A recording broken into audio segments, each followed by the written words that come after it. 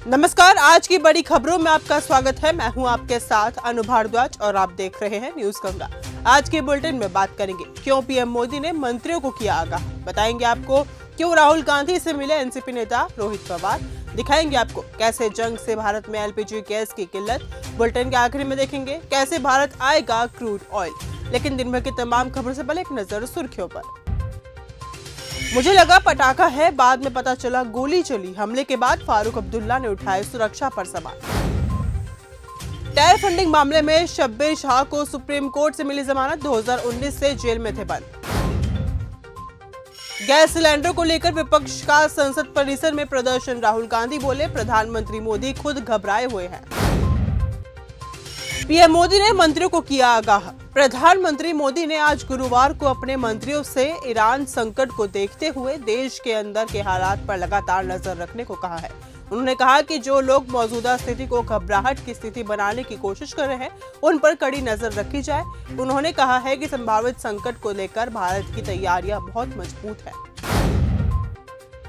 Middle east संकट पर action में भारत सरकार। ईरान में जारी संकट को देखते हुए केंद्र सरकार ने स्थिति पर करीब से नजर रखने और संभावित प्रभावों से निपटने के लिए 3 सदस्यीय मंत्री समूह का गठन किया है। इस उच्च स्तरीय समिति की अध्यक्षता गृह मंत्री अमित शाह करेंगे। हालांकि सरकार का कहना है कि अभी देश पर इसका कोई खास असर देखने को नहीं मिल रहा। सरकार कोई कसर नहीं छोड़ना चाह रही है और पहले से ही तैयारी के मूड में दिख रही है।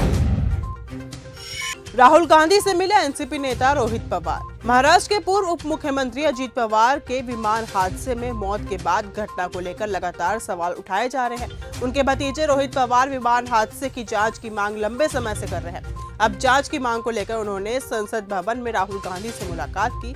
मुलाकात के बाद उन्होंने कहा कि इस हादसे को लेकर अब तक न कोई एफआईआर लिखी गई है, न ही सीबीआई जांच की कोई जानकारी मिल सकी है।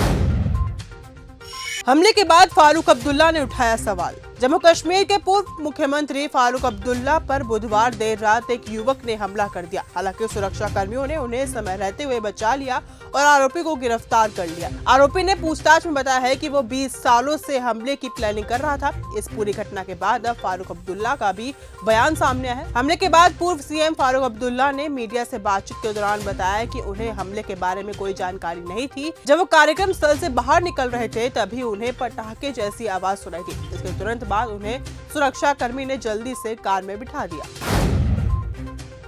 जंग से भारत में एलपीजी गैस की किल्लत। मिडिल ईस्ट में तनाव के कारण भारत में गैस आपूर्ति बाधित हो गई है। दिल्ली के मशहूर फूड मार्केट्स जैसे कि शाहीन बाग, पुरानी दिल्ली अपना कामकाज चलाने के लिए संघर्ष कर रहे हैं। हालात की गंभीरता को समझते हुए एनआरएआई ने अपने सदस्यों के लिए एक आपातकालीन सलाह जारी की है। यूपी में आलू की कीमतों पर सियासत। उत्तर प्रदेश में आलू के गिरते दामों को लेकर सियासत तेज हो गई है। इस बीच समाजवादी पार्टी के नेता शिवपाल यादव ने अब आलू को न्यूनतम समर्थन मूल्य पर खरीदने की मांग उठाई है। इस दौरान उन्होंने कहा कि उत्तर प्रदेश में आलू के गिरते दाम किसानों के साथ सीधा अन्याय है। एलपीजी संकट पर कंगना रनौत का बयान। ईरान और अमेरिका के बीच युद्ध के चलते देश में एलपीजी के बढ़ते संकट के बीच भारतीय जनता पार्टी की सांसद कंगना रनौत ने लोगों से प्रधानमंत्री मोदी पर भरोसा रखने को कहा है। उन्होंने कोरोना संक्रमण काल की याद दिलाते हुए कहा कि जिस तरह उस समय पीएम ने सबकी रक्षा की, उसी तरह अब भी करेंगे। ईरान संकट पर बोले राहुल गांधी।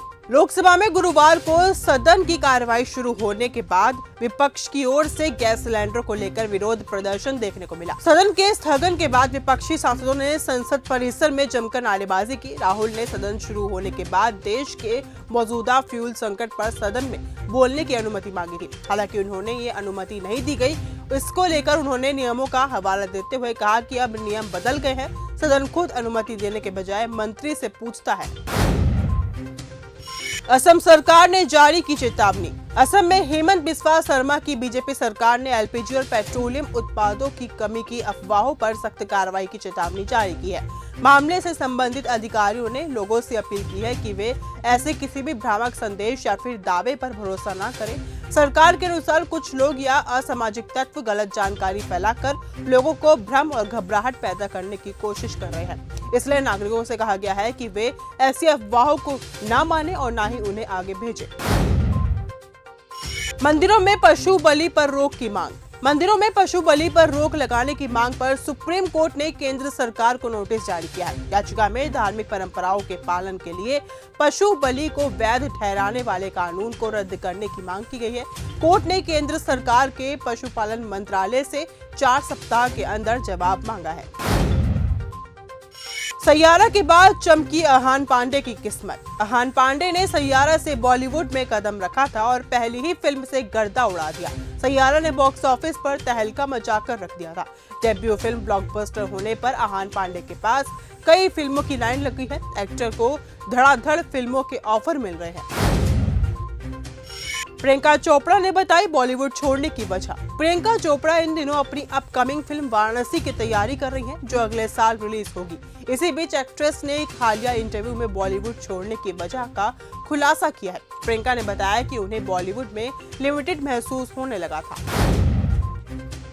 भारत आएगा crude oil. Iran America Israel युद्ध के बीच अच्छी खबर सामने आई है। ईरान ने 2 भारतीय जहाजों को स्ट्रेट ऑफ हॉर्मुज से सुरक्षित गुजरने की परमिशन दे दी है। जहाज बुधवार रात से गुरुवार सुबह के बीच ट्रांजिट कर रहे हैं। भारत में तेल की बढ़ती किल्लत के बीच ये बड़ी राहत है, क्योंकि युद्ध शुरू होने के बाद से ज्यादातर जहाज वहां फंसे हुए हैं और ट्रैफिक लगभग बंद हो गया है। इन दोनों जहाजों के निकलने से भारत में तेल की किल्लत कुछ हद तक कम हो सकेगी। गौरतलब है कि भारत के विदेश मंत्री एस जयशंकर ने आज सुबह ईरान से बात की थी। रूस का भारत को 5th जनरेशन के फाइटर जेट का ऑफर। भारतीय वायुसेना फाइटर जेट्स की कमी को पूरा करने के लिए फ्रांस के साथ 114 राफेल फाइटर जेट को लेकर डील करने वाली है।